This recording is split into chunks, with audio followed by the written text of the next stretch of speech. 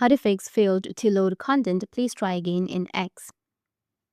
So if you want to fix failed to load content, please try again on your X, then what you need to do is you need to start by pressing and holding on to the X application and then go with the app info option.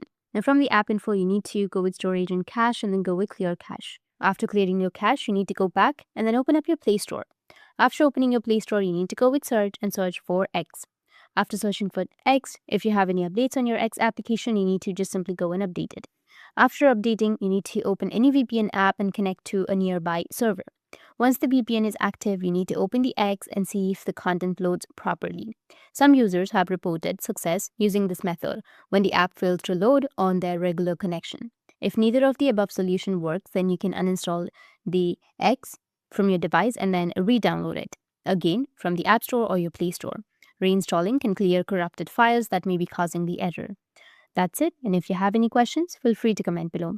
Thanks for watching.